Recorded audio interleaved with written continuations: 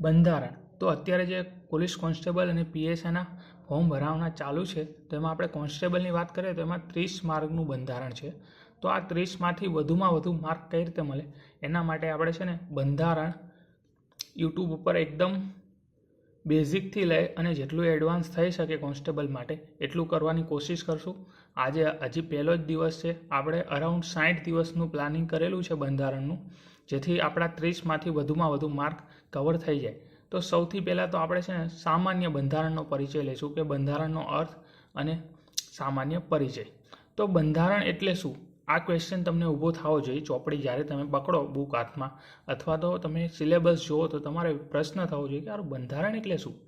તો આપણે છે ને નોર્મલી એક વાત કરીએ કે નાની એવી કંપની છે, તો એ કંપની તો એમાં પણ શું હોય છે, તો કંપનીના નિયમો હોય છે, એની નીતિઓ હોય છે.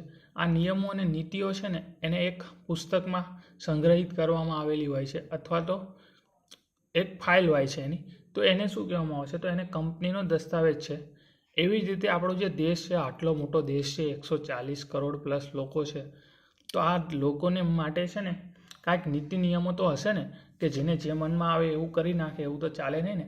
એના માટે નીતિ નિયમો છે. શું છે? નીતિ નિયમો છે. તો આપણે અહીંયા લખ્યું કે આપણો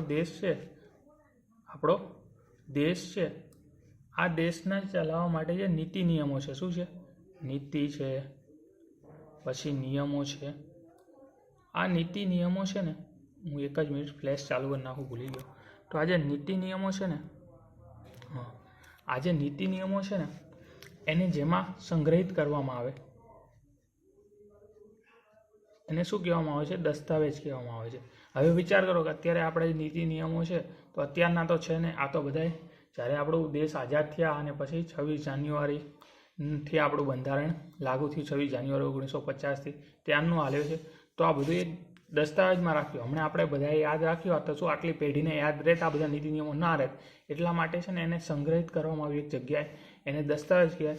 અને આ જે દસ્તાવેજ છે, આજે નીતિ નિયમોનો દસ્તાવેજ છે, એ જ એટલે આપણું બંધારણ. શું છે? એ જ આપણા દેશનું બંધારણ. જ્યાં નીતિ નિયમોનો દસ્તાવેજ છે એ જ આપણું શું છે? બંધારણ. શું છે? બંધારણ. તો સાવ સિમ્પલ ડેફિનેશન છે કે જો દેશ ચલાવવા માટે જે પાયાના મૂળભૂત સિદ્ધાંતો, નીતિઓ કે નિયમોનો સંગ્રહ જે દસ્તાવેજમાં થાય છે એ તે દસ્તાવેજ એટલે કે બંધારણ. તો આપણે અહીંયા બંધારણની વ્યાખ્યા આવી રીતે લખી શકીએ કે દેશને ચલાવવા માટે પાયાના મૂળભૂત સિદ્ધાંતો, દેશને ચલાવવા માટે પાયાના મૂળભૂત સિદ્ધાંતો, પછી નીતિઓ કે નિયમો,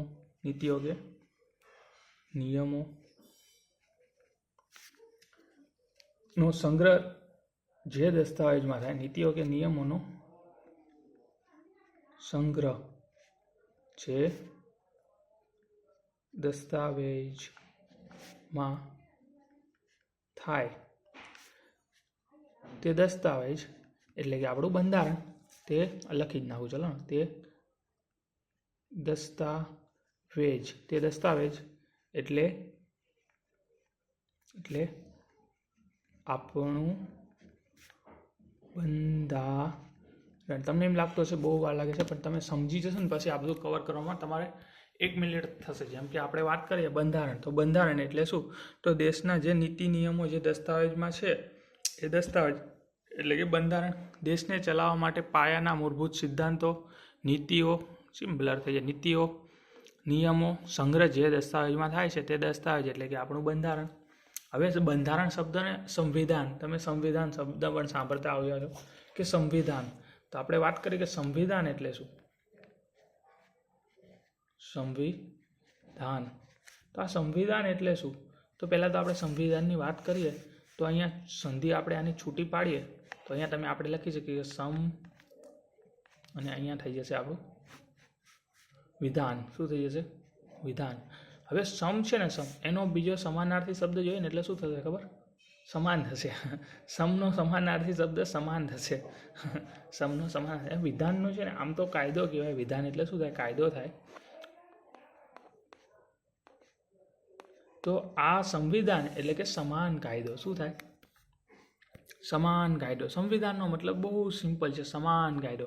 બંધારણનો મતલબ આપણે શું જોયું કે દેશને ચલાવવાના જે નીતિ નિયમો છે, પાયાના સિદ્ધાંતો છે, તે જે દસ્તાવેજમાં છે એને બંધારણ કહેવાય. એવી રીતે સંવિધાનનો મતલબ શું થાય કે સમાન કાયદો. કેવો? સમાન કાયદો. તો સમ વત્તા વિધાન એટલે કે સમાન કાયદો. હવે આ વિધાન છે ને એને તમે બીજું ઘણા બધા એના સમાનાર્થી શબ્દ થાય છે. જેમ કે વિધાનને તમે વિધિ કહી શકો. શું કહેશો? વિધિ. પછી તમે નિયમ, પછી તમે સેવા, પછી કર કહી શકો, ઉપાય કરી શકો, ક્રિયા કે કથન કરવું કહી શકો. આપણે વિધાન તો ક્રિયા કે કથન કરવું. પછી હાથી માટે બનાવેલ લાડુ, આ પણ બધું સંવિધાન છે. પણ અહીંયા આપણે સમજવાનું છે કે સમ એટલે સમાન અને વિધાન એટલે કે કાયદો. સંવિધાનનો મતલબ થશે સમાન કાયદો. હવે આ સંવિધાન શબ્દ આવ્યો ક્યાંથી? આપણે તો એ પ્રશ્ન થાય ને કે ચલો સંવિધાનનો મતલબ થાય સમાન કાયદો, પણ આપણે તો બંધારણનો મતલબ જોયો, દેશના નીતિ નિયમો જે દસ્તાવેજમાં એને બંધારણ કહેવાય. આપણે એવું જોયું પાયાના સિદ્ધાંતો. તો આની જોગવાઈ બંધારણમાં જ છે. સંવિધાન શબ્દની જોગવાઈ ક્યાં છે? બંધારણમાં જ છે. આપણે બંધારણ છે ને એનો ભાગ નંબર 22, કયો ભાગ? નંબર 22 જ્યારે ઓપન કરીએ ને તો આ ભાગનું નામ છે ટૂંકી સંજ્ઞા આરંભ. શું નામ છે આની? ભાગનું નામ છે ટૂંકી સંજ્ઞા અથવા તો આરંભ. શું નામ છે? આરંભ. તો આપણે અહીંયા જો પહેલો ભાગ આપણે બંધારણનો અત્યારે જોયો, ભાગ નંબર 22 ટૂંકી સંજ્ઞા આરંભ જોયો ને આપણે. પહેલો ભાગ જોયો બંધારણનો ટૂંકી સંજ્ઞા આરંભ. આપણે સીધો 22મો ભાગ જોયો ટૂંકી સંજ્ઞા આરંભ. અને આને જો હિન્દીમાં આપણે વાત કરીએ તો આને હિન્દીમાં શું કહેવાય ખબર? આ ભાગને હિન્દીમાં શું કહેવાય? તો આ ભાગને હિન્દીમાં છે ને કેવા છે? અધિકૃત કરવા બાબતે. શું કહેવાય? અધિકૃત કરવા બાબતે. હિન્દીમાં આને ભાગ 22ને કહેવાય અધિકૃત કરવા બાબતે. અધિકૃત કરવા બાબતે એવું કહેવાશે હિન્દીમાં.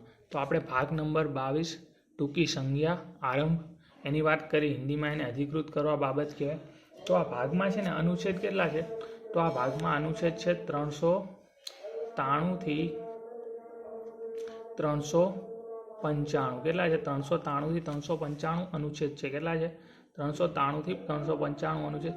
તો એમાંનો એક અનુચ્છેદ એટલે કે પહેલો જ અનુચ્છેદ આર્ટિકલ આપણે જોઈએ કે અનુચ્છેદ 393. આ 393માં છે ને લખેલું છે કે ભારતનું બંધારણ, ભારતનું સંવિધાન કેવાશે. શું લખેલું છે? ભારતનું બંધારણ, ભારતનું સંવિધાન કેવાશે. તો જોઈ લઈએ આપણે કે ભારતનું બંધારણ શું કહેવાશે. અનુચ્છેદ 393 કહે છે કે ભારતનું બંધારણ, ભારતનું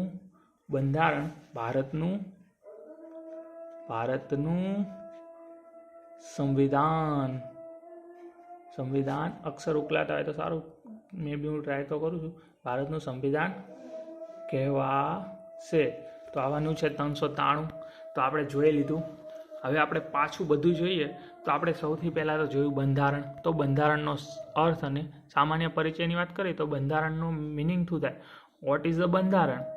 શું છે બંધારણ? તો બંધારણ છે દેશના જે નીતિ નિયમો દસ્તાવેજમાં સાચવવામાં આવે છે ને એ દસ્તાવેજ એટલે બંધારણ.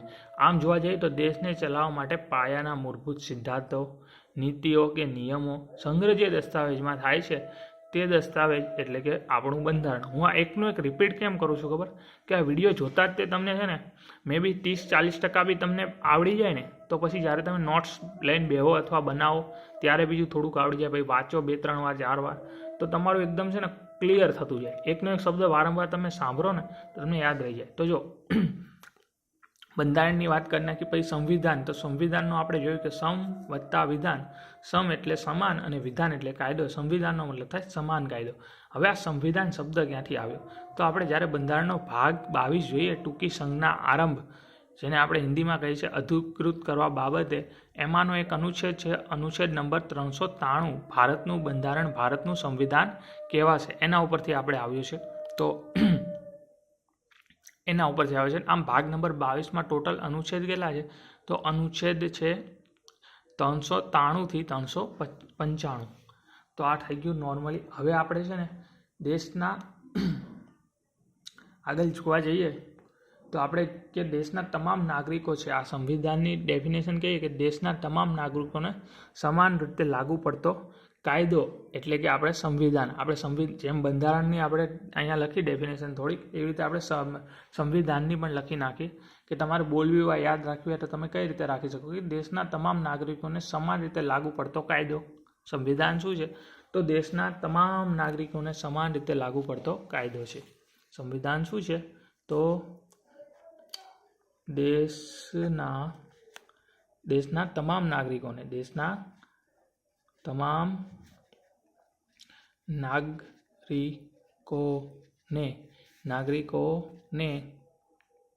સમાન રીતે લાગુ પડતો કાયદો. દેશના તમામ નાગરિકોને સમાન રીતે લાગુ પડતો કાયદો શું છે? દેશના તમામ નાગરિકોને સમાન રીતે લાગુ પડતો કાયદો. સંવિધાન એટલે કે સંવિધાન એટલે કે દેશના તમામ નાગરિકોને સમાન રીતે લાગુ પડતો કાયદો. સંવિધાન છે એ શબ્દ આપણે ક્યાં જોવા મળે છે? તો અનુચ્છેદ 393 ભારતનું બંધારણ, ભારતનું સંવિધાન છે. તો આવી રીતે યાદ રાખી. તો સંવિધાન આવે ને તમને યાદ એક આર્ટિકલ યાદ આવવો જોઈએ. કયો આર્ટિકલ સંવિધાનમાં યાદ આવવો જોઈએ? કે અનુચ્છેદ 393 ભાગ પૂછે તો તમને ભાગ યાદ આવવો જોઈએ. કયો ભાગ? તો ભાગ 22 ભાગમાં શું છે? તો ટૂંકી સંજ્ઞા આરંભ છે, હિન્દીમાં છે અધિકૃત કરવા બાબતે. તો આવી રીતે સંવિધાન શબ્દ આવે ને તમારા મગજમાં તરત આવવું જોઈએ. આર્ટિકલ 393 ભાગ 22 ટૂંકી સંજ્ઞા આરંભ, આવું યાદ રહી જવું. આવી રીતે આપણે જો અત્યારે કેટલું છે, અહીંયાથી અહીંયા નીચે આવ્યા ને તો આપણે એક અનુચ્છેદ જોયો. કયો અનુચ્છેદ જોયો? અનુચ્છેદ 393ની વાત કરીએ આપણે એક ભાગ જોયો. કયો ભાગ જોયો? 22મો ભાગ જોયો. ભાગનું નામ છે ટૂંકી સંજ્ઞા આરંભ, હિન્દીમાં શું કે અધિકૃત કરવા બાબતે. ભાગ 22માં કેટલા અનુચ્છેદ છે? તો અનુચ્છેદ 393 થી 395 છે. અને અનુચ્છેદ 393માં શું લખેલું છે? ભારતનું બંધારણ, ભારતનું સંવિધાન કેવા છે. અને આ પ્રશ્ન પૂછાઈ રહેલો છે. કેમાં પૂછાયેલો છે ખબર? આ પ્રશ્ન જીપીએસસીમાં પૂછાયેલો છે.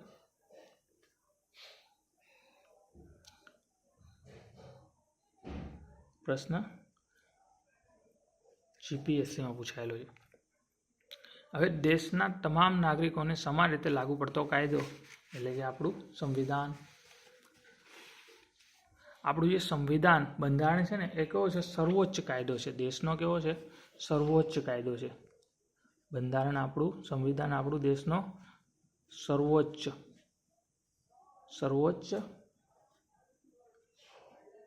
સ્કીમ આવું આપણો દેશનો સર્વોચ્ચ કાયદો છે. શું કહેવાય? તો સંવિધાન આપણા દેશનો સર્વોચ્ચ કાયદો છે. કાયદાઓનો કાયદો કહી શકાય સંવિધાનને. શું કહે? જે બધા કાયદા છે દેશના, એ બધા કાયદાઓનો કાયદો એટલે કે આપણું સંવિધાન. દેશના તમામ કાયદાઓ છે ને એ બંધારણને આધીન બને છે. કોઈ પણ કાયદો બનાવવામાં આવે અને જો એ બંધારણનું હનન કરતો હોય તો એ કાયદો શું થઈ જશે? રદ થઈ જશે.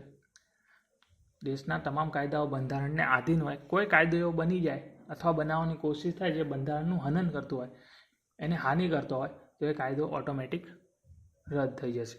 અને પછી છે બંધારણ. તો બંધારણ છે ને એ ભારતની જમીનનો મૂળભૂત દસ્તાવેજ છે. આવી રીતે થોડુંક આપણે યાદ રાખી શકીએ કે સર્વોચ્ચ કાયદો છે દેશનો, કાયદાઓનો કાયદો એટલે કાયદાઓનો બાપ છે બંધારણ. શું છે? કાયદાઓનો બાપ છે. દેશના તમામ કાયદાઓ બંધારણને આધીન બને છે. દેશના તમામ કાયદાઓ છે ને બંધારણને આધીન બને છે. જો કોઈ પણ કાયદો બંધારણનું હનન કરતો હોય તો એ કાયદો રદ કરી દેવામાં આવે છે. ભારત છે ને એની જમીનનો મૂળભૂત દસ્તાવેજ છે. જેમ કે આપણા મકાન હોય તો એનો દસ્તાવેજ હોય, દુકાન હોય તો એનો દસ્તાવેજ હોય. તો આપણો જે ભારત દેશ છે એનો દસ્તાવેજ છે બંધારણ. શું છે? દસ્તાવેજ છે. તો આપણે ચારે ટોપિક લખી નાખ્યું. પહેલાં તો સૌથી પહેલાં આપણે જોયું કે સર્વોચ્ચ કાયદો છે બંધારણ. પછી કાયદાઓનો કાયદો છે બંધારણ. આ પેન ઉપર અડી જાય છે, મારે થોડું આગળ આવવું પડશે. કાયદાઓનો કાયદો છે. શું છે? કાયદાઓનો કાયદો છે બંધારણ. કાયદાઓનો કાયદો છે બંધારણ. પછી દેશના તમામ કાયદાઓ કઈ રીતે લખું? દેશના તમામ કાયદાઓ બંધારણને આધીન બને છે. દેશના તમામ કાયદાઓ, દેશના તમામ કાયદાઓ બંધારણને આધીન બને છે. બંધારણને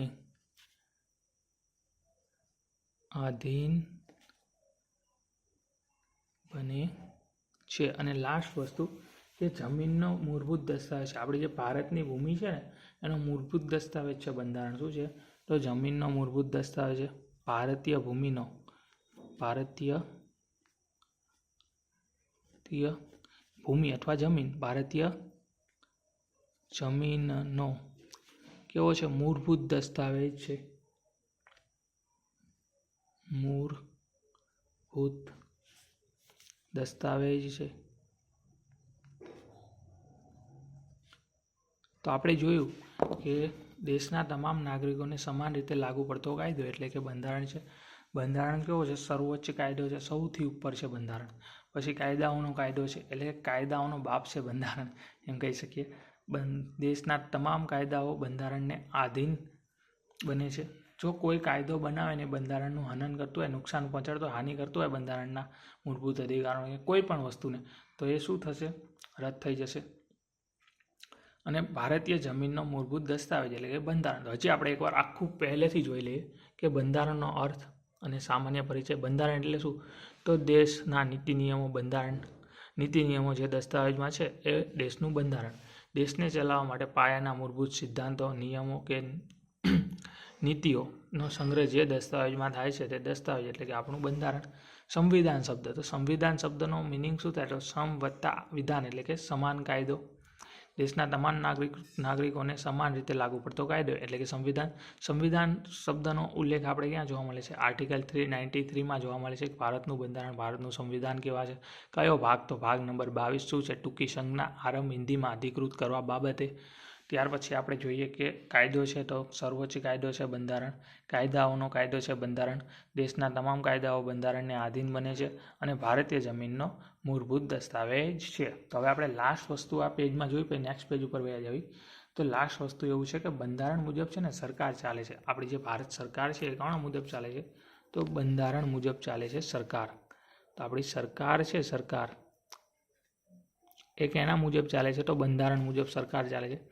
આ સરકાર છે ને એમાં 3 અંગ છે સરકારના. કેટલા? સરકારના અંગ કેટલા છે? તો સરકારના અંગ 3 છે. સૌ પ્રથમ તો આપણે વાત કરીએ તો ધારાસભા, પછી કારોબારી અને ન્યાયતંત્ર. હવે આ બધું છે શું? તો ધારાસભા છે ને એ કાયદો ઘડશે. ધારાસભા શું કરશે? કાયદો ઘડશે. પછી ન્યાયતંત્ર છે ને કાયદાનું અવલોકન કરશે કે સર કાયદો ઘડ્યો છે, બંધારણને આની બાની નથી પહોંચાડતું. તો ન્યાયતંત્ર કહી દેશે ચલો કાયદો કમ્પ્લીટ છે, વાંધો નહીં. અને પછી કહે છે કે હા આનો અમલ કરાવો તમે લોકો પાસે. તો પછી ધારાસભા કાયદો ઘડશે, ન્યાયતંત્ર એનું પરીક્ષણ કરશે, બધું ઓકે કરી નાખશે. પછી છે ને એ ધારાસભાએ જે કાયદો ઘડ્યો છે ને એનું કારોબારી દ્વારા અમલ કરવાનું. કે કારોબારીએ શું કરવાનું? આ કાયદાનું અમલ કરવાનું. હવે જો કારોબારી એ કાયદાનું અમલ નહીં કરે તો ન્યાયતંત્ર તેમને સજા પણ આપી શકે છે. તો સાવ સિમ્પલ છે. ધારાસભા, કારોબારી અને ન્યાયતંત્ર સરકારના 3 અંગ છે. તો આપણે અહીંયા લખી નાખીએ. સૌથી પહેલાં તો આપણે વાત કરીએ તો 3 અંગ છે. તો અહીંયા લખી નાખીએ આપણે કે ધારાસભા કાયદો ઘડશે. ધારાસભા કાયદો ઘડશે. પછી કારોબારી, તો કારોબારી શું કરશે? કાયદાનો અમલ કરશે. કારોબારી અહીંયા થોડુંક નીચે પેજ ઓલા છે ને એના માટે લખવામાં તકલીફ થાય છે. કારોબારી કાયદાનો અમલ કરશે. અને ન્યાયતંત્ર જોશે કે કાયદાનો અમલ થાય છે ને બરાબર. કે ન્યાયતંત્ર કારોબારીને પણ ફટકારી શકે છે. તો આવી રીતનું છે. તો આ છે ને 3 કેના મુજબ ચાલશે ખબર છે? તો આ બંધારણ દ્વારા જ ચાલશે. એના દ્વારા આ 3 છે ને, આ 3 એને બધી સત્તા, જેમ કે સત્તા છે, ધારાસભા પાસે સત્તા છે, સાથે સાથે કારોબારી પાસે જવાબદારી પણ છે. એવી રીતે ન્યાયતંત્ર પાસે પણ સત્તા અને જવાબદારી તમને જોવા મળશે. તો સત્તા જવાબદારીની ફાળવણી છે અહીંયા જો. તો આ ધારાસભા કારોબારી અને ન્યાયતંત્ર છે ને એમની સત્તા, જવાબદારી, ફરજોની ફાળવણી કોના દ્વારા થશે? તો એ બંધારણ દ્વારા થશે. કોના દ્વારા? બંધારણ દ્વારા. બંધારણ દ્વારા ધારાસભા કારોબારી અને ન્યાયતંત્રને સત્તા, જવાબદારી, ફરજોની ફાળવણી થશે. અહીંયા છે ને પાછળ થોડા પેજ ઓલા થઈ ગયા છે ને એના લીધે મને લખતા ન ફાવ્યું, એટલા માટે પણ હું હજી એકવાર બોલી જાઉં છું કે ધારાસભા કારોબારી અને ન્યાયતંત્ર છે ને એની વચ્ચે બંધારણ દ્વારા સત્તા, જવાબદારી, ફરજોની શું થશે? તો ફાળવણી થશે. હવે આ બધું આપણે જોઈ લીધું. સરકાર છે એના 3 અંગ. સરકાર કોના મુજબ કામ કરશે? તો સરકાર બંધારણ મુજબ કામ કરશે. સરકાર બંધારણ મુજબ ચાલશે. બંધારણ મુજબ ચાલશે. સરકારના 3 અંગ છે, ધારાસભા, કારોબારી અને ન્યાયતંત્ર. તો હવે આ બધું પતી ગયું. હવે આપણે વાત કરીએ કે આપણે જે જોયું, પહેલી વાત જોઈએ આપણે બંધારણ જોયું, પછી સંવિધાન જોયું. હવે આપણે ઇંગ્લિશમાં એનું નામ જોઈએ ને કે કોન્સ્ટિટ્યુશન. ગરું મારું ફૂંકાઈ ગયું છે તો હું પાણીની એક ઘૂંટ મારી લઉં. અરાઉન્ડ 21 મિનિટ થઈ ગઈ છે. આમ તો હું ખાઈને પાણી પીતો નથી, પણ અત્યારે ગરું ફૂંકાઈ ગયું છે એટલે પીવું પડશે.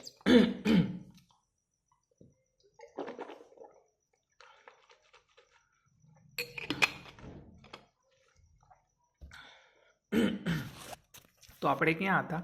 તો આપણે પહેલાં બંધારણની આખી ચર્ચા કરી, પછી સંવિધાનની ચર્ચા કરી. હવે આપણે કોન્સ્ટિટ્યુશન, જે ઇંગ્લિશ શબ્દ છે એની વાત કરીએ કે આ શબ્દ શું છે. બધું બહુ મજા આવશે. તો જો આપણે સૌ પહેલાં વાત કરીએ કે કોન્સ્ટિટ્યુશન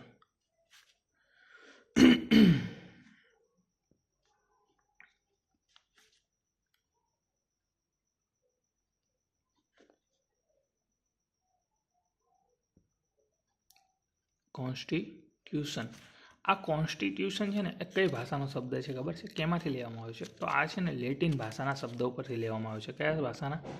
લેટિન ભાષાના. આવો ક્વેશ્ચન પૂછાઈ જાય, મજા આવી જાય ને યાદ હોય તો, કે કોન્સ્ટિટ્યુશન કઈ ભાષાનો શબ્દ છે? લેટિન ભાષાનો. તો શું લેટિન ભાષામાં કોન્સ્ટિટ્યુશન શબ્દ હશે? તો ના. લેટિન ભાષામાં છે ને કોન્સ્ટિટ્યુરે શબ્દ હતો, જેનો સ્પેલિંગ શું થાય છે? CONS કોન્સ્ટી, પછી TITU કોન્સ્ટિટ્યુરે, પછી થશે RE કોન્સ્ટિટ્યુરે. તો અહીંયા હું છે ને લખી નાખું એવું લાગે. આ કોન્સ્ટિટ્યુશન છે ને એ લેટિન ભાષાના કોન્સ્ટિટ્યુરે શબ્દ ઉપરથી ઉતરી આવે છે. અહીંયા લખવામાં થોડી થાય છે.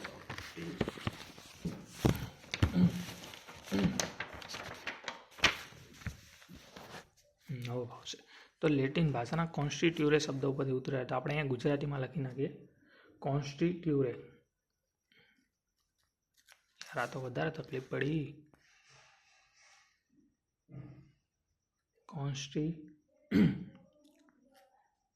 કોન્સ્ટિટ્યુરે.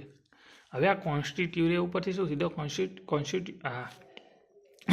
કોન્સ્ટિટ્યુરે શબ્દ ઉપરથી શું સીધો કોન્સ્ટિટ્યુશન શબ્દ આવી ગયો? ના. તો કોન્સ્ટિટ્યુરે ઉપરથી ટુ કોન્સ્ટિટ્યુટ આવ્યો. શું શબ્દ આવ્યો હતો? અહીંયા થોડું લખવામાં કેવડા હોય છે તો અહીંયા હું લખું છું ટુ કોન્સ્ટિટ્યુટ. શું આવ્યો હતો? ટુ કોન્સ્ટિટ્યુટ શબ્દ આવ્યો હતો. To constitute. તો જો હવે આપણે આ બધું લખાઈ ગયું ને, હવે તમને મજા આવશે. જો કોન્સ્ટિટ્યુશન શબ્દ કઈ ભાષાનો છે? લેટિન ભાષાનો. લેટિન ભાષાનો કયો શબ્દ? તો કોન્સ્ટિટ્યુરે. કોન્સ્ટિટ્યુરે શબ્દ ઉપર આ હતો, એના ઉપરથી ટુ કોન્સ્ટિટ્યુટ આવ્યો અને ટુ કોન્સ્ટિટ્યુટનું શું થઈ ગયું? કોન્સ્ટિટ્યુશન. તો આવી રીતે આવ્યો. તો આપણે અત્યારે બંધારણ વિશે ચર્ચા કરી, પછી આપણે સંવિધાન, બંધારણનો, અને હવે અંગ્રેજી શબ્દ કોન્સ્ટિટ્યુટ શબ્દની વાત કરી, કોન્સ્ટિટ્યુશન. તો આપણે આટલી ચર્ચા કરી સામાન્ય. હજી આપણે આગળ જઈએ નવા પેજમાં. તો હવે આપણે છે ને વાત કરવાની છે ભારતનું પ્રથમ લેખિત બંધારણ કયું છે. આપણા દેશનું પ્રથમ લેખિત બંધારણ કયું છે ને એની આપણે હવે વાત કરીએ. તો ભારતનું છે ને પ્રથમ લેખિત બંધારણ અથવા દસ્તાવેજ છે ને રેગ્યુલેટિંગ એક્ટ 1773 છે. કયો છે? Regulating act 1773. એને આપણે નિયામક ધારો 1773 કહીએ છીએ. તો અહીંયા આપણે હવે આવી જઈએ. ભારતનું પ્રથમ લેખિત બંધારણ શું છે? ભારતનું પ્રથમ લેખિત બંધારણ, આને દસ્તાવેજ પણ કહેવાય. તો આ દસ્તાવેજ શું કહેવાય? દસ્તાવેજ કયો છે? તો સાવ સિમ્પલ છે. ભારતનું પ્રથમ લેખિત દસ્તાવેજ અથવા બંધારણ છે રેગ્યુલેટિંગ એક્ટ.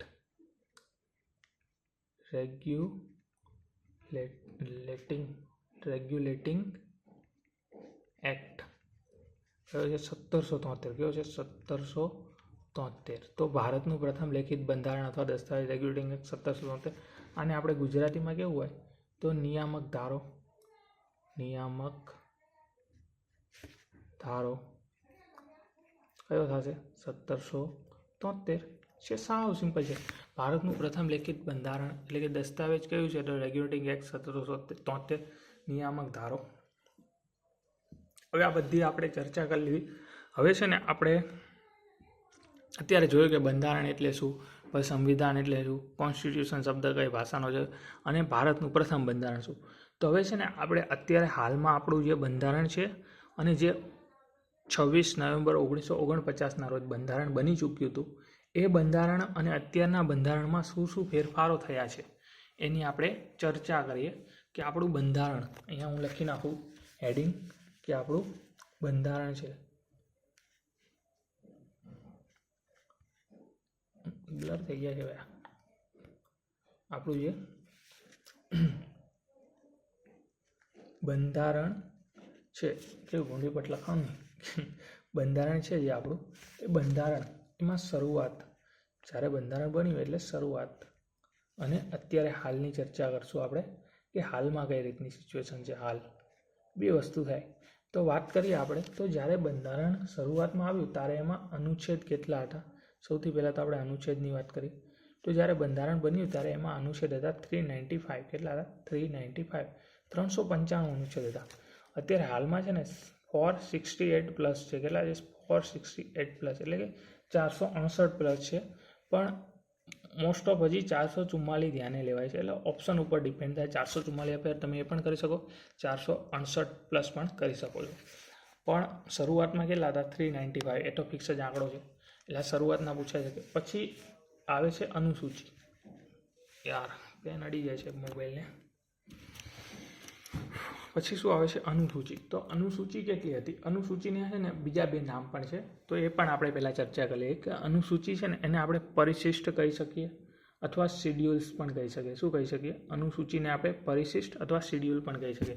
તો આપણે અહીંયા ત્રણેય નામ લખીશું, કેમ કે પેપરમાં કયું નામ પૂછાય એ ખબર નથી મને કે તમને, એટલા માટે.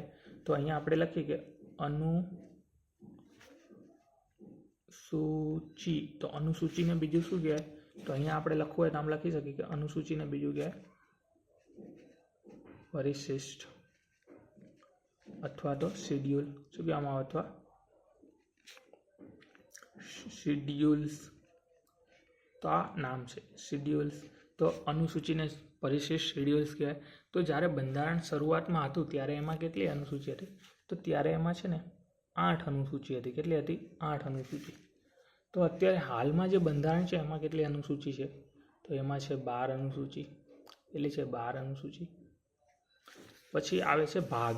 હવે ભાગમાં છે ને સ્ટાર્ટિંગમાં કેટલા ભાગ હતા? તો શરૂઆતમાં 22 ભાગ હતા. કેટલા? 22. અને અત્યારે છે ને તમે મોસ્ટ ઓફ વાંચ્યું છે ને તો તમે 25 ભાગ વાંચ્યા હશે, અને પણ અત્યારે હાલમાં 24 ભાગ છે. પણ હું કાઉન્સમાં 25 લખું છું, એનું કારણ છે કે હજી 25 પણ હોઈ શકે એક્ઝામમાં, પણ પહેલાં તમારે 24ને માન્યતા આપવાની. તો હવે આ વસ્તુ વિચારવા જેવી છે કે કેમ 25ના 26 થયા નહીં, તો તમે કાંઈ વિચાર જ નહીં, પણ સાલા 25ના 24 ભાગ કેમ થઈ ગયા? તો એનું એક કારણ છે. તો આપણે જોઈએ અહીંયા રીઝન કે આ કેમ 24 થઈ ગયા, 25માંથી કેમ 24 કરે. તો આપણે છે ને એક ભાગ 9B ભાગ આપણી પાસે છે. અહીંયા હું બ્લર કેમ થઈ ગયા છે યાર. ભાગ છે 9B. આ 9B ભાગ શું છે ખબર છે? તો આ 9 છે સહકારી મંડળી. શું છે? સહકારી મંડળી, સહકારી મંડળી. તો આ 9 ભાગ છે ને સહકારી મંડળી, એ 97મો સુધારો થયો આપણો. 97મો સુધારો અરાઉન્ડ 2011ની વાત થાય છે. હા, 2011 માટે પાકું 2011માં આ સુધારો હતો. 97મો સુધારો 2011માં. ત્યારે ભાગ 9B ઉમેરાણો. ભાગ ઉમેરાઈ ગયો. આમાં અનુચ્છેદ કયા છે એ પણ હું તમને ચલો જણાવી દઉં. તો આમાં અનુચ્છેદમાં કાંઈ બહુ છે ને. અનુચ્છેદ તમે યાદ રાખો કે 343, 243, સોરી 243 એટલે કે 243 ZH થી 243 ZT સુધી આટલા અનુચ્છેદ છે. કેટલા છે? તો ભાગ 9B સહકારી મંડળી 97મો સુધારો 2011, એમાં અનુચ્છેદ છે 243 ZH થી 243 ZT સુધી આટલા અનુચ્છેદ છે. આખો ભાગ થઈ ગયો કમ્પ્લીટ. 25 ભાગ બધા આવી ગયા. તો હવે આ આવ્યો ને તો 2 વર્ષથી આ 2013ની વાત છે. આપણે એક ગુજરાતના છે રાજેન્દ્ર એન શાહ છે. કોણ હોય છે? રાજેન્દ્ર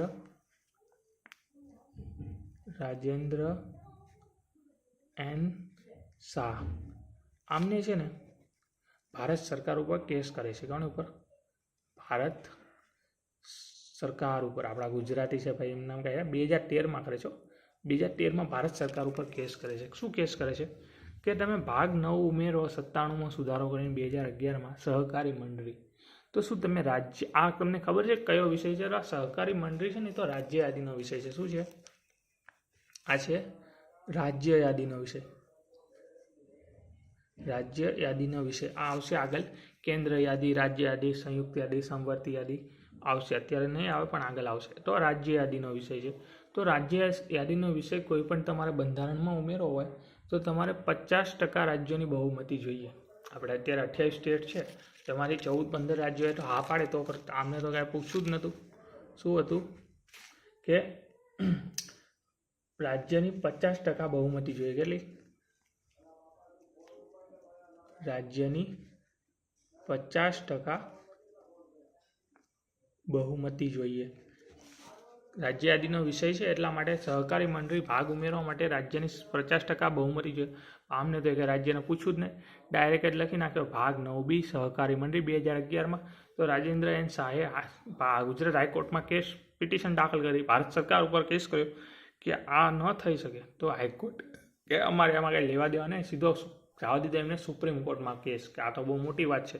હાઈકોર્ટે હાથ ઊંચા કરીને સીધા સુપ્રીમ કોર્ટમાં કેસ જવા દીધો.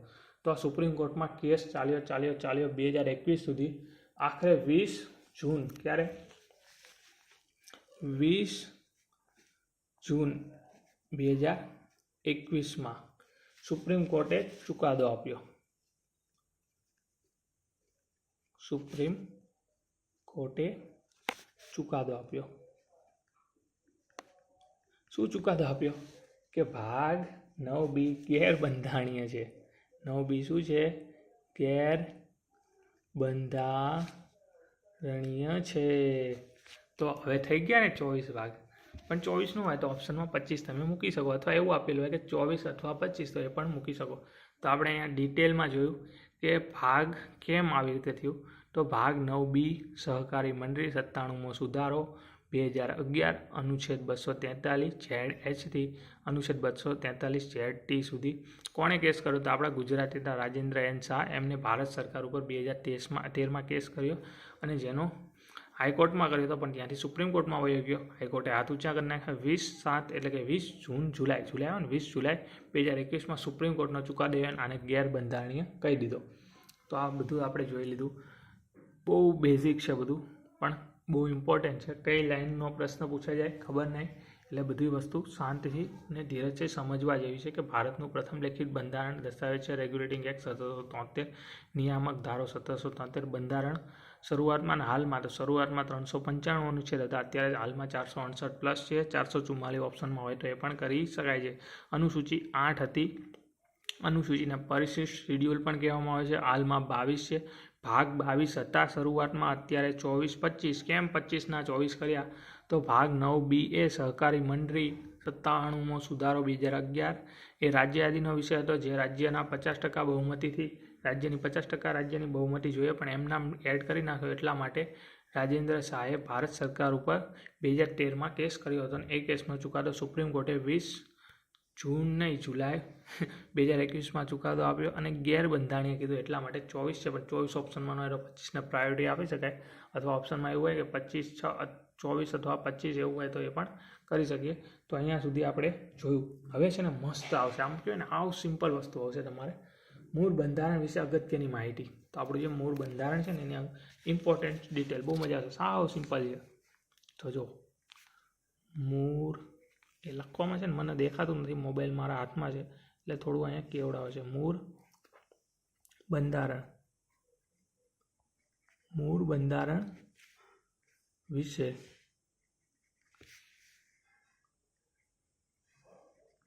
અગત્યની માહિતી. આમાં એક લાઈન છે ને આમ કહેવાય ને બહુ સિમ્પલ અને શોભન છે, મજા આવે એવું છે. મૂળ બંધારણ વિશે અગત્યની માહિતી. જો આ મારે ક્યાં ટીપું કરવું, ક્યાં થઈ જાય છે, થઈ ગયું ને ટોપિક. મૂળ બંધારણ વિશે અગત્યની માહિતી. તો જો આપણું બંધારણ બનાવવા માટે લોકો તો ભેગા થયા હશે ને, તો બંધારણ સભામાં કુલ સભ્યો કેટલા હતા? તો અહીંયા આપણે લખી નાખીએ 389. બંધારણ સભામાં સભ્યો શું આવી જાય? સભ્યો કેટલા હતા? 389 હતા. આ 389 સભ્યો હતા. તો આ 389 સભ્ય એક જગ્યાએ ભેગા તો થયા હશે ને, તો એને આપણે શું કહેવાય? પ્રથમ બેઠક. શું કહીએ? પ્રથમ બેઠક. તો આ પ્રથમ બેઠક ક્યારે મળી? તો પ્રથમ બેઠક મળી આપણી 9 ડિસેમ્બર 1946માં. તો જો આપણે એકદમ બેઝિકથી જોઈએ કે મૂળ બંધારણ વિશે અગત્યની માહિતી. તો બંધારણ સભામાં કેટલા સભ્યો હતા? 389 સભ્યો. આ 389 સભ્યો પ્રથમવાર ક્યાંક ભેગા તો થયા છે ને, તો આપણે એને કીધું પ્રથમ બેઠક ક્યારે મળી હતી? તો 9 ડિસેમ્બર 1946. આ 9 ડિસેમ્બર 1946થી બેઠવાનું ચાલુ કર્યું ને, તે આપણું બંધારણ સ્વીકારાયું ક્યારે? તો જ્યારે બની ગયું ત્યારે 26 નવેમ્બર 1949. તો આપણી પ્રથમ બેઠક મળી હતી 9 ડિસેમ્બર 1946. ત્યારથી લઈ અને છેક 26 નવેમ્બર 1949 આપણું બંધારણ સ્વીકાર્યું. તો આટલો સમયગાળો લાગ્યો. તો આપણે કહી શકીએ ને કે આપણે બંધારણ બનતા કેટલો સમય લાગ્યો? તો એનું આપણે કહી કે 9 ડિસેમ્બર 1946થી 26 નવેમ્બર 1949. તો એનો સમય તો હશે ને, તો એના માટે આપણે કહી શકીએ કે 2 વર્ષ 11 મહિના અને 18 દિવસ. તો આવી રીતે છે. જો બહુ મજા આવે. બંધારણ સભામાં કેટલા સભ્યો? 389. પ્રથમ બેઠક ક્યારે મળે? બધા ક્યાં મળ્યા? 9 ડિસેમ્બર 1946. તો આ બંધારણ સ્વીકારાયું ક્યારે? 26 નવેમ્બર 1949. 2 વર્ષ 11 મહિના અને 18 દિવસ. આટલો સમય લાગ્યો. હવે છે ને આ બંધારણને આપણે ખોલી તો આ બંધારણ કંઈક ભાષામાં તો હશે ને. તો આ બંધારણ કઈ ભાષામાં લખાયેલું હતું? હાથથી લખેલું છે બંધારણ ભાઈ. બંધારણ કઈ ભાષામાં લખેલું હતું? તો આ બંધારણ છે ને ઇંગ્લિશ ભાષામાં લખાયેલું હતું. કઈ ભાષામાં? ઇંગ્લિશ ભાષામાં લખાયેલું હતું. આ બંધારણની ઇંગ્લિશ ભાષા છે કઈ શૈલી હતી? તો ઇટાલી શૈલીમાં હતું. કઈ શૈલીમાં હતું? ઇટાલી શૈલીમાં. ભાષા ઇંગ્લિશ હતી, ઇટાલી શૈલી હતી. આનો વજન કેટલો હતો? ચલો વિચારો તો વજન કેટલો હશે બંધારણનો? તો આ બંધારણ છે ને ઓલમોસ્ટ 4.5 કિલોનું હતું. 3.75 kg. આ બંધારણના જે પેજ હતા ને એ કેવા હતા ખબર? આ છે ને ચર્મપત્રના હતા. ચર્મપત્ર. આવો ઉપયોગ તો ન કરાય, પણ આમને કર્યો છે તો શું કરશું? ચર્મપત્રના હતા. પછી હશે પાના. બંધારણના પાના કેટલા છે? જો પાના પૂછે ને તો આપણે 251 લખશું. કેટલા? 251. પણ પેજ પૂછે, યાર આ ઝૂમ ક્યાં રહી ગયું? પેજ પૂછે, પેજ, તો પછી આપણે ડબલ કરી નાખશું 502. તો પાના પૂછે તો 251, પેજ પૂછે તો 502. પછી કુલ સત્રો કેટલા મળ્યા? તો બંધારણમાં કુલ સત્રો છે ને એમાં થોડું 11 આવે. તમે 12 સાંભળ્યા હશે, એમાં તમારો વાંક નથી. એ GCRTનો આંકડો છે. GCRT લખ્યું છે ને, GCERT માં 12 સત્ર લખ્યા છે, પણ જે લોકસભાની વેબસાઇટ છે ને એમાં 11 સત્ર બતાવે છે, એટલે તમે 11 યાદ રાખજો. કુલ સત્રો 11. કુલ બેઠકો કેટલી મળી? હું અત્યારે લખું છું એટલે પછી સમજાવું એક એક વસ્તુ. ચલો, સમજવાનું તો કાંઈ છે ને, પણ તો પણ કુલ બેઠકો. અહીં સત્ર લખવું ભૂલી ગયો ને, સત્ર કુલ બેઠકો કેટલી મળી? 166. આ કેટલા? 266 દિવસ ચાલી. હવે આ બંધારણ બન્યું, એ બંધારણનો મુખ્ય સ્ત્રોત શું છે? બંધારણના મુખ્ય સ્ત્રોત તો 2 સ્ત્રોત છે. કેટલા? 2 સ્ત્રોત. એક તો છે વિદેશી સ્ત્રોત. પહેલું શું છે? વિદેશી સ્ત્રોત. તો 60 જેટલા દેશોના બંધારણને ધ્યાનમાં લઈને બનાવવામાં આવ્યું છે. અને સેકન્ડ નંબર ઉપર છે આપણા છે ને એક ભારત શાસન અધિનિયમ 1935. ભારત શાસન અથવા ભારત સરકાર અધિનિયમ, ગમે એ તમે કહી શકો. ભારત શાસન અધિનિયમ છે 1935. આ 2 ઉપરથી આપણું આખું બંધારણ બન્યું છે. એમાં મોસ્ટ ઓફ વસ્તુ અરાઉન્ડ છે ને 2/3, એટલે કે 66% જેવું છે ને આપણે આમાંથી લીધું છે, ભારત સરકાર અધિનિયમ. અને બાકીનું બધું આપણે વિદેશી સ્ત્રોત એટલે આમાંથી લીધું છે. અથવા તમે એમ કહી શકો 40% આમાંથી 60%. મોસ્ટ ઓફ વસ્તુ કહેવાય ને તો એ આપણે ભારત સરકાર અધિનિયમ 1935માંથી લીધું છે. તો હવે મેં બધું લખી નાખ્યું. હવે આપણે શાંતિથી એક એક વસ્તુ જોઈએ કે મૂળ બંધારણ વિશે અગત્યની માહિતી. તો ભાષા કઈ છે બંધારણની? ઇંગ્લિશ છે. શૈલી પૂછે તો ઇટાલી. વજન પૂછે તો 3.75 kg, એટલે કે 4.5 કિલો જેવો થાય. 3 કિલો 750 ગ્રામ એમ પણ કહી શકો તમે. કયું? ચર્મપત્ર, એટલે કે ચામડાનું છે પત્ર, ચર્મપત્રમાંથી. પછી પાના કેટલા છે? 251. પેજ 502. પછી કુલ સત્રો કેટલા મળ્યા? 11. જીસીઆરટીમાં 12 આપેલા છે, પણ લોકસભાની વેબસાઇટ ઉપર 11 બતાવે છે. કુલ બેઠક 166. બંધારણનો સ્ત્રોત 2 છે, તો વિદેશી સ્ત્રોત 60 અને ભારત શાસન અધિનિયમ. વિદેશી સ્ત્રોતમાં 60 દેશો અને ભારત શાસન અધિનિયમ 1935, જેમાંથી 2/3 લેવામાં આવ્યું છે. તો આપણે આ વાત કરી ચૂકી આખી બંધારણની. તો હવે છે ને આ બધું થઈ ગયું. તો હવે આ બંધારણ તો યાર ઇંગ્લિશમાં લખાઈ ગયું, તો શું આપણા બધાને ઇંગ્લિશ આવડતું હશે દેશમાં? નહીં. તો હવે શું માથાકૂટ થઈ કે હવે આને હિન્દીમાં કરો. શું કરો? હિન્દીમાં કરો. તો હવે આપણે આગળ જોઈએ, ચર્ચા કરીએ. આટલામાં બધું સમય નહીં જાય હિન્દીનું મારા ખ્યાલથી. તો બી હાલો ને ટ્રાય કરવી. અહીંયા હું લખી નાખું. ચલો, હિન્દી. હવે આપણો ટોપિક આવ્યો કે બંધારણ બની ગયું ઇંગ્લિશમાં, હવે આને કરો હિન્દીમાં. શું કરો? અહીંયા ખાસી મેં જગ્યા છોડી દીધી. હિન્દી શું છે? હિન્દી. હું થોડું પાણી પી લઉં. હિન્દી.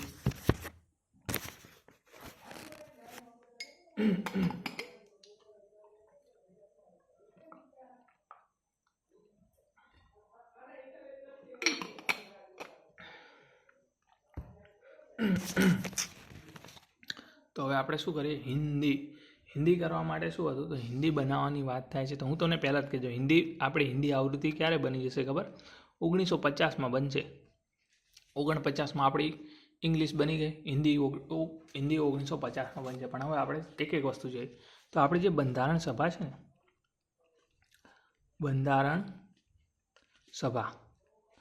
બંધારણ સભા છે ને, એના સભાપતિ એટલે કે અધ્યક્ષ કહી શકો તમે. સભાપતિ એ હોય છે ડૉક્ટર રાજેન્દ્ર પ્રસાદ. આ ડૉક્ટર રાજેન્દ્ર પ્રસાદ બીજા કોઈ નહીં, આપણા દેશના પ્રથમ રાષ્ટ્રપતિ એ જ છે, ડૉક્ટર રાજેન્દ્ર પ્રસાદ. તો આ ડૉક્ટર રાજેન્દ્ર પ્રસાદ, હું છે ને બીજું વધારાનું બોલવાનું સ્કીપ કરીશ, જેથી કરીને આપણે જે મેઇન ટોપિક છે ને એની ઉપર છે. આપણે પહેલેથી વાત કરી કે હિન્દી આવૃત્તિ 1950 બંધારણ સભાપતિ ડૉક્ટર રાજેન્દ્ર પ્રસાદ હતા. તો આ રાજેન્દ્ર પ્રસાદને બંધારણ સભાએ કીધું કે તમે હવે બંધારણને ઇંગ્લિશમાં તૈયાર કરો જેમ બને એમ. તમને એક ડેટ આપી દેવી કે 26 જાન્યુઆરી 1950 સુધીમાં છે ને તમે આ બંધારણને હિન્દીમાં બનાવો. એવું કોણે કીધું? બંધારણ સભાપતિને કીધું કે હિન્દીમાં કરો. તો ડૉક્ટર રાજેન્દ્ર પ્રસાદે શું કર્યું ખબર? એક સમિતિ બનાવી. શું બનાવ્યું? સમિતિ બનાવી. આ સમિતિનું કાર્ય શું ખબર? તો આ સમિતિનું કાર્ય હતું કે બંધારણની હિન્દી કોપી તૈયાર કરવી. તો આ સમિતિના એક અધ્યક્ષ રાખ્યા એમને કે જે બધું કરે. અધ્યક્ષ હતા ઘનશ્યામ ગુપ્તા. કોણ હતા? ઘનશ્યામ ગુપ્તા. ઘનશ્યામ, આ પાછળ બહુ લખવામાં કેવડાવ છે, ઘનશ્યામ ગુપ્તા. તો આપણે જોયું કે બંધારણ સભાએ સભાપતિ ડૉક્ટર રાજેન્દ્ર પ્રસાદને કીધું કે બંધારણની હિન્દી આવૃત્તિ તૈયાર કરો, તો એમના માટે એમને સમિતિ બનાવી જેના અધ્યક્ષ હતા ઘનશ્યામ ગુપ્તા. આમનું કાર્ય શું હતું? તો હિન્દી કોપી તૈયાર કરવાનું. આ સમિતિનું કાર્ય શું હતું? તો આમનું કાર્ય હતું હિન્દી કોપી તૈયાર કરવાનું. તો આમને છે ને એક ડેડલાઇન આપી હતી કે તમે 26 જાન્યુઆરી 1950 સુધીમાં બંધારણની હિન્દી કોપી તૈયાર કરી નાખો. પણ આ ઘનશ્યામ ગુપ્તાની જે સમિતિ હતી ને એમને 22 જાન્યુઆરી, અહીંયા જાન્યુઆરી 1950 એટલે કે 4 દિવસ પહેલાં જ તૈયાર કરી નાખ્યું આપણું બંધારણ. તો આપણું બંધારણ ક્યારે પ્રકાશિત થયું? આવૃત્તિ પ્રકાશિત ક્યારે થઈ હિન્દીમાં? તો 22 જાન્યુઆરી 1950માં બંધારણની હિન્દી આવૃત્તિ, આ લખું છું ને પછી સમજાવું, પછી પ્રકાશિત થઈ. શું થાય? પ્રકાશિત થઈ, હિન્દી કોપી પ્રકાશિત થઈ. તો જો બંધારણ સભાએ સભાપતિ ડૉક્ટર રાજેન્દ્ર પ્રસાદને કીધું કે બંધારણની હિન્દી આવૃત્તિ તૈયાર કરાવો. તો એમને છે ને એક સમિતિ બનાવી જેના અધ્યક્ષ હતા ઘનશ્યામ ગુપ્તા. ઘનશ્યામ ગુપ્તાને કીધું રાજેન્દ્ર પ્રસાદે કે 26 જાન્યુઆરી 1950 પહેલાં તું મને હિન્દીમાં આની આવૃત્તિ બનાવીને આપી દે. તો એમને કાર્ય એ જ હતું હિન્દી કોપી કરવાનું. તો એમને છે ને 22 જાન્યુઆરી 1950માં તે હિન્દી આવૃત્તિ પ્રકાશિત કરી નાખી. કોણે? ઘનશ્યામ ગુપ્તાએ. તો હવે આવી ગઈ, આટલું જ ડિટેલ છે હિન્દી આવૃત્તિ. તો ક્યારે હિન્દી આવૃત્તિ? 1950. હવે આપણે મેન આગળ બહુ મજા આવશે લખવું, આગળ જઈએ આપણે થોડાક. હવે પેજ આપણું પતી ગયું છે, રિવિઝન કરાવવું પણ 46 મિનિટ થઈ ગઈ. હજી આ બધું વાંચીશ ને તો વધારે લાંબો ટાઈમ થશે, એટલા માટે હું હવે વાંચતો નથી, બહુ લાંબો વિડીયો બની જશે. તો હવે આપણે છે ને થોડુંક લખનારની જોઈ લઈએ કે હિન્દી આવૃત્તિ આવી, ઇંગ્લિશ આવૃત્તિ આવી. તો આ બધી લખી કોણે? કેમ કે આ બધું લખાણ લખેલું છે. તો આપણે લખનાર અહીંયા લખીએ યાર, લખનાર કોણ છે? લખનાર. તો આ લખનાર એક ટોપિક છે. આમાંથી બેઠે બેઠા ક્વેશ્ચન પૂછાય. જેમ કે પહેલી વસ્તુ આપણે ઇંગ્લિશ, આપણું બંધારણ જે ઇંગ્લિશમાં લખાણું, તો આપણે કોપી લખી નાખી શબ્દ, એટલે વધારે મજા આવે. આવૃત્તિને બાવૃત્તિને શું લખવું? તો ઇંગ્લિશમાં કોણે લખ્યું આપણું બંધારણ? તો ઇંગ્લિશમાં લખ્યું પ્રેમ બિહારી રાયજાદાએ. કોણે? પ્રેમ બિહારી રાયજાદા. પછી આપણું બંધારણ હિન્દીમાં કોણે લખ્યું? તો હિન્દીમાં આપણું બંધારણ વસંત કૃષ્ણ વેદે લખ્યું. હિન્દી કોપી છે આપણી, એ કોણે લખી? તો વસંત કૃષ્ણ વેદ. તો ઇંગ્લિશમાં કોણે લખ્યું? તો પ્રેમ બિહારી રાયજાદા. હિન્દી કોપી છે એને કોણે લખી? તો વસંત કૃષ્ણ. આ બંધારણની વાત થાય છે, લવ લેટર કે એની વાત નથી થતી. પછી બંધારણની ડિઝાઇન લખી તો નાખ્યું, પણ નકરું લખેલું મજા ન આવે, તો બંધારણમાં ડિઝાઇન આવી. તો બંધારણની ડિઝાઇન કોણે કરી? તો નંદલાલ બોઝ. કોણે? નંદલાલ બોઝ દ્વારા. તો આપણે જોયું કે ઇંગ્લિશ કોપી બંધારણની પ્રેમ બિહારી રાયજાદાએ, હિન્દી કોપી વસંત કૃષ્ણ વેદે અને બંધારણની ડિઝાઇન નંદલાલ બોઝે. હવે છે ને બે વસ્તુ આવશે. આમુખનું હવે આવશે. શું આવશે? આમુખ. આમુખનું પ્રારૂપ કોણે તૈયાર કર્યું? તો આમુખનું પ્રારૂપ અને આમુખની ડિઝાઇન. આમુખની ડિઝાઇન. તો આ બંનેમાં તમારે છે ને બી યાદ રાખવાનું. શું યાદ રાખવાનું? બી, એટલે ભૂલ ન થાય. અહીંયા તો ઇંગ્લિશ કોપીમાં પ્રેમ બિહારી રાયજાદા, હિન્દીમાં વસંત કૃષ્ણ વેદ અને બંધારણની ડિઝાઇનમાં નંદલાલ બોઝ. પણ આમુખ આવે ને તો અહીંયા આમુખમાં છે ને આમુખનું પ્રારૂપ કહે તો BN રાવ, બેનિગલ નરસિંહ રાવ કહી શકો છો. આ BN રાવ બીજા કોઈને આપણા બંધારણના સલાહકાર. આ બધું હું ખોટું બોલું છું એ રીતે ન બોલાય, તમને એક રિધમ પકડાય કે આમુખનું પ્રારૂપ તૈયાર કરનાર BN રાવ અને આમુખની ડિઝાઇન તૈયાર કરનાર BR સિન્હા. તો આવી રીતે છે. તો હવે જો લખનારમાં આપણી પાસે કેટલા 5 ક્વેશ્ચન થયા બેઠે બેઠા, કે આમાંથી પૂછાઈ શકે કે બંધારણની ઇંગ્લિશ કોપી કોણે લખી? તો પ્રેમ બિહારી રાયજાદાએ. બંધારણની હિન્દી કોપી કોણે લખી? તો વસંત કૃષ્ણ વેદે. બંધારણની ડિઝાઇન કોણે તૈયાર કરી? તો નંદલાલ બોઝે. આમુખનું પ્રારૂપ કોણે તૈયાર કર્યું? તો BN રાવે. આમુખની ડિઝાઇન કોણે કરી? તો BR સિન્હાએ. તો આ થઈ ગયું. હવે આપણે ઓલમોસ્ટ છે ને લેક્ચર પૂરો થવા જ આવ્યો છે. હવે આપણે બહુ વધારે થોડીક જ ચર્ચા કરવાની છે કે આપણે આજે હિન્દીમાં બંધારણ કર્યું, ભારતનું બંધારણ આપણે હિન્દીમાં કર્યું, તો ભારતના રાષ્ટ્રપતિ છે ને, રાષ્ટ્રપતિ એમની પાસે સત્તા છે કે તેઓ બંધારણને હિન્દીમાં અધિકૃત કરી શકે. એવો આપણા બંધારણમાં અનુચ્છેદ એડ થયો. એ પણ ક્યારે થયો ખબર? 1987માં થયો. આપણું હિન્દીમાં આવૃત્તિ આવી ગઈ ક્યારે? 1950માં 22 જાન્યુઆરી. બંધારણનો સ્વીકાર થઈ ગયો આપણે 26 નવેમ્બર 1949. આપણે બધું જોઈ ચૂક્યા છીએ આ બધી ડેટો.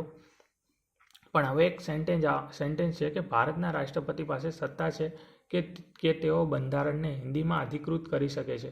અને આના વિશે આપણે છે ને આર્ટિકલ 394A એટલે કે 394A છે ને એમાં જોવા મળશે. અને આ અનુચ્છેદ છે ને 58મો સુધારો 1987માં એડ કરવામાં આવ્યો. અને આ અનુચ્છેદમાં એ જ છે કે હિન્દીમાં અધિકૃત કરવા બાબતે એટલે કે ભારતના રાષ્ટ્રપતિ પાસે સત્તા છે કે તેઓ બંધારણને હિન્દીમાં અધિકૃત કરી શકે. તો આ ટોપિક આપણે હવે જોઈએ. તો ભારતના રાષ્ટ્રપતિને સત્તા છે. શું છે? ભારતના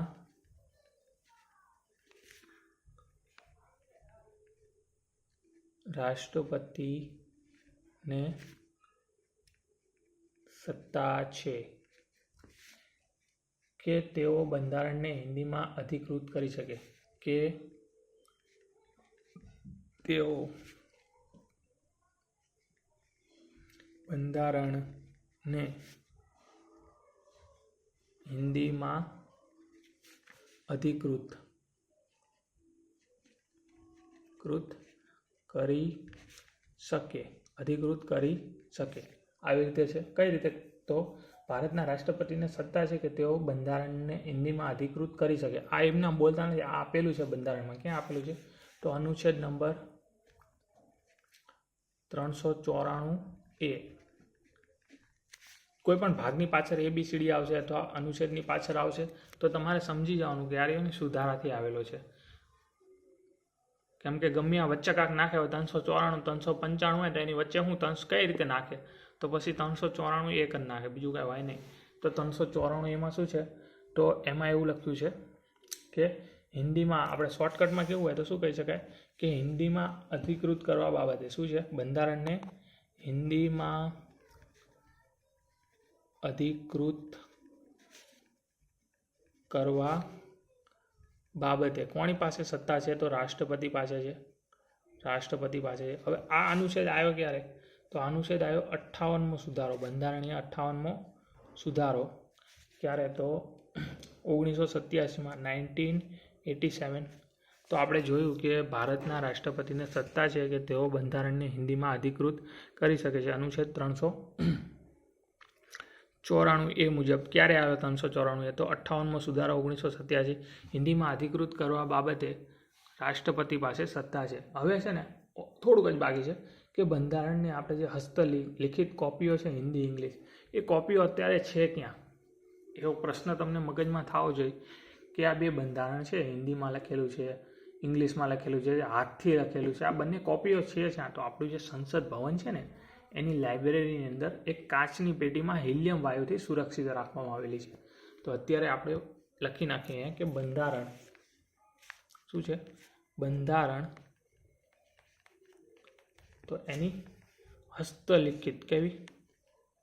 હસ્તલિખિત કોપી. હસ્તલિખિત કોપી કઈ છે? હિન્દી ઓર ઇંગ્લિશ. હવે જો અહીંયા આપણે થોડું રિવિઝન કરીએ તો ઇંગ્લિશ કોણે લખ્યું? PM બિહારી રાયચંદ્રએ. હિન્દી કોણે લખ્યું? વસંત કૃષ્ણ વેદે. આ બંને ક્યાં છે? તો સંસદ ભવનની લાઇબ્રેરીમાં. ક્યાં છે? લાઇબ્રેરીમાં. કેમાં છે? કાચની પેટીમાં છે. કેમાં? કાચની પેટીમાં હિલિયમ વાયુથી સુરક્ષિત છે. કે હિલિયમ વાયુથી સુરક્ષિત છે. તો બહુ મસ્ત છે કે બંધારણ હસ્તલિપિ કોપી છે હિન્દી ઇંગ્લિશ એ અત્યારે ક્યાં છે તો સંસદ ભવનની લાઇબ્રેરીમાં કાચની પેટીમાં હિલિયમ વાયુથી સુરક્ષિત છે. હવે છે ને 2 ક્વેશ્ચન છે ખાલી, પછી આપણો આજનો લેક્ચર પૂરો થઈ જશે. અને થોડું એ સિવાય લેક્ચર સિવાય હું તમને આખું આપણે આજે જોયું ને એના ઉપરથી થોડોક હું તમને બીજું બતાવવા માંગીશ. પણ પહેલાં આપણે 2 ક્વેશ્ચન જોઈએ કે વિશ્વ કાયદાના પિતા, આપણે કીધું ને કે બંધારણ કાયદાનો કાયદો છે, બંધારણ કાયદાનો બાપ છે, તો આ વિશ્વ કાયદાના પિતા કોણ છે? આપણે જોઈએ કે વિશ્વના કાયદાના પિતા કોણ છે? તો વિશ્વ કાયદાના પિતા છે હેમુરાબી. કોણ છે? હેમુરાબી. કોણ છે? હેમુરાબી. વિશ્વ કાયદાના પિતા કોણ છે? હેમુરાબી. આ હેમુરાબી છે ને એમને ઈરાકની અંદર 284 કાયદાઓ લખ્યા, એ પણ કેના ઉપર ખબર? પથ્થર પર કોતરાવીને લખાવ્યા. કેની ઉપર? પથ્થર પર કોતરાવીને. હેમુરાબીએ ઈરાકમાં 284 કાયદાઓ પથ્થર પર કોતરીને લખાવેલા છે, એટલા માટે અમને વિશ્વ કાયદાના પિતા કહેવામાં આવે છે. તો હવે વિશ્વ કાયદાના કીધા તો આપણે ભારતના પણ જોવા પડે. તો ભારતીય કાયદાના પિતા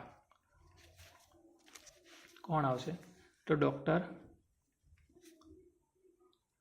બાબા સાહેબ આંબેડકર. ડૉક્ટર બાબા સાહેબ આંબેડકર ભારતીય કાયદાના પિતા છે. આ બાબા સાહેબ આંબેડકર છે ને એમની જન્મ જયંતિ એટલે કે 14 એપ્રિલ. આ 14 એપ્રિલ છે એને કયા દિવસ તરીકે ઉજવવામાં આવે છે? તો આમને સમરસતા દિવસ તરીકે ઉજવવામાં આવે છે. કયા દિવસ તરીકે? સમરસતા દિવસ. તો બાબા સાહેબને છે ને સમરસતાના મહાનાયક પછી મહામના તરીકે પણ ઓળખવામાં આવે છે. તો અહીંયા આપણો ઓલમોસ્ટ બધું લેક્ચર ખતમ થઈ ગયો છે. તો હું તમને છે ને બતાવું કે તમે છે ને બંધારણ માટે છે ને એક નોટ્સ બનાવી શકો.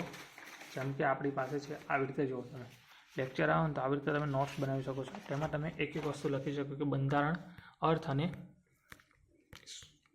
ભાઈ સામાન્ય પરિચય, કાયદાઓનો કાયદો છે, બંધારણ એટલે શું, આવી રીતે Day 1 લખી શકો. બંધારણ એટલે શું, સંવિધાન એટલે શું, તો સંવિધાન આર્ટિકલ 397. ભાઈ દેશ બંધારણ દસ્તાવેજ છે, દેશને ચલાવવા માટે પાયાના મૂળભૂત સિદ્ધાંતો, નીતિ નિયમો, સંગ્રહ દસ્તાવેજમાં થાય દસ્તાવેજ. આવી રીતે આખી નોટ્સ બનાવી શકો તમે. અને પછી જો આ કેમ પહેલા દિવસે આટલું જોયું આપણે બધું લખનાર. પછી છે ને આની ઉપરથી એક થોડોક ઓવરવ્યૂ નીકળે. ક્યાં ગયા પેજ? અહીંયા જશે, અંદર હતા ત્યાં આ રહ્યા જો. એની ઉપરથી છે ને પછી આમાંથી થોડો ઓવરવ્યૂ નીકળે. જો કે આપણે બંધારણ જોતાં આપણે જોઈએ તો આપણે જોઈએ કે અહીંયા આપણી પાસે આવ્યો કે ભાગ નંબર 22. તો આપણે એક પેજમાં છે ને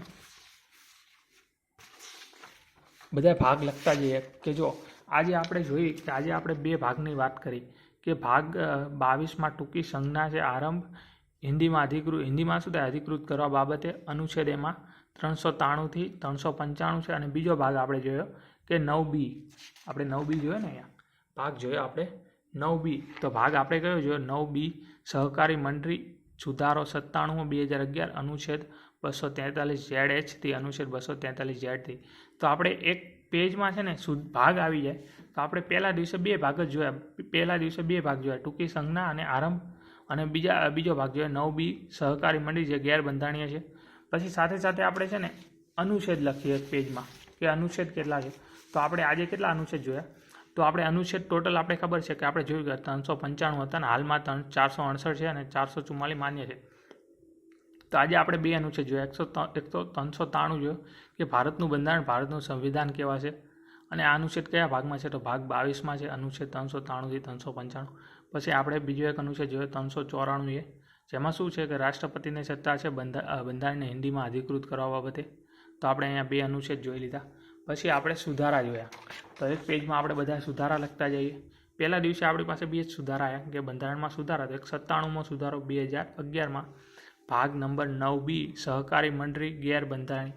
આપણે બધું વાંચ્યું જ છે. જો આ ભાગ અહીંયા લખી નાખ્યો સુધારો, તો સુધારો આવી ગયો ગેરબંધારણીય છે અનુચ્છેદ એમાં. પછી આપણે 58મો સુધારો જોયો 1987 અનુચ્છેદ 394 હિન્દીમાં અધિકૃત કરવા બાબતે રાષ્ટ્રપતિ પાસે સત્તા છે. અને લાસ્ટમાં આપણે છે ને બંધારણમાં જેટલી તારીખો આવી ને એ બધી લખી નાખી એક પેજમાં. જેમ કે આપણે 1973નો નિયામક ધારો સૌથી પહેલાં જોયો. આ પેજમાં એક કંઈ તારીખ નથી આવી છે? નથી આવી. પછી બીજા પેજ આ રહ્યું જો તમે તમારી સામે છે, બે એક જ વસ્તુ હશે, બે સિમિલર જ હશે. તો જો આ પેજમાં એક તારીખ નથી આવી, ડાયરેક્ટ અહીંયા તારીખ આવે છે રેગ્યુલેટિંગ એક્ટ. તો આપણે અહીંયા લખી નાખ્યું નિયામક ધારો 1773. પછી આપણે જોયું કે 26 નવેમ્બર 1949માં બંધારણની સ્વીકાર થયો. પછી 9 ડિસેમ્બર 1946માં બંધારણની પ્રથમ બેઠક મળી.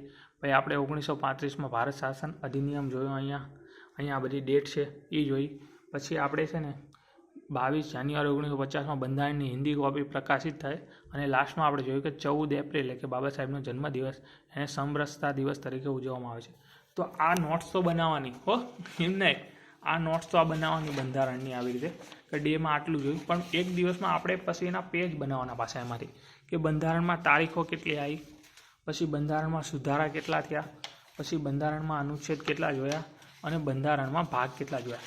તો આ છે ને આનું આપણે એકદમ ઓલું કરી નાખ્યું, ભાંગતોડ. હવે આપણે પહેલા દિવસે આટલું યાદ કર્યું, પછી બીજા દિવસે આમાં વધતા જાય એમ આપણે છે ને આ 60 દિવસમાં આપણી પાસે એવા 4-5 પેજ થઈ જશે ને, કઈ પેજ મારી 100% માર્ક આવે એવા પેજ થઈ જશે. એ સિવાય આપણી બંધારણની આખી બુક પણ થઈ જશે આવી રીતે. ઓલમોસ્ટ આટલું કરવી અને ક્વેશ્ચન કરવી ને એટલે ઓલમોસ્ટ ક્વેશ્ચન આપણો બારે ન જાય, આનીથી જાય તમે કહેવા લો. તો આનું આપણે એકદમ છે ને ટુકડા કરી નાખ્યા. પહેલાં આખું ભણ્યા, પછી એમાંથી થોડું અલગ કાઢ્યું એટલે આપણે યાદ સરખી રીતે લઈ જાય. આપણે ખબર પડે કે સુધા ભાગ આપણે જોયો 22મો ટૂંકી સંઘના આરંભ, ભાઈ ભાગ 9B જોયો સહકારી મંડળી, જે શું થઈ ગયો તો એ ગેરબંધારણીય છે કે 97મો સુધારો 2011. એમાં અનુચ્છેદ કેટલા છે તો 243 ZH થી 243 ZT. ભાગ 22 ટૂંકી સંઘના આરંભ, એમાં કેટલા અનુચ્છેદ છે તો 393 થી 395. તો આવી રીતે છે. તો તમે કહેજો કેવો તમને વિડીયો લાગ્યો. મેં તો મારીથી કોશિશ કરી છે જેટલું થાય એટલું, બાકી થોડું કેવડાવે પેન ઓલી લખવામાં અક્ષરમાં થોડું કેવડાવ્યું હશે તમે, તો એના માટે એક વસ્તુ એ છે. બાકી આપણે આવી રીતે જોઈ શકો છો તમે લખેલા છે 3 પેજ, 3 પેજ 1 કલાક થાય બોલો 3 પેજ લખતા. પણ તમે આ 3 પેજને વાંચી નાખો, એકવાર લખી નાખો તમે, પછી વાંચી નાખો. પછી જ્યારે તમે આ રિવિઝન કરવા બેસો ને તમારે આ રિવિઝન કરતાં 3 મિનિટ થાય. શું 3 મિનિટ થાય? આપણું 1 કલાકનું આને લખતા તમારે કલાક જેવું થાય. તો આ જ બેઠું આમાં લખેલું છે. હું ટ્રાય કરીશ કે આ PDF તમારી સુધી હું પહોંચાડી શકું છું, કોઈને જરૂર હોય તો. મે બી હું કોશિશ કરવાની કરીશ કે PDF તમારી સુધી પહોંચી શકે જો તમને હેન્ડરાઇટિંગ મારા ઉકલાતા હોય તો. તો આ Day 1માં આપણે અહીંયા સુધી વાત કરી છે. બંધારણ બાબા સાહેબ સુધી, ભારતીય કાયદાના પિતા.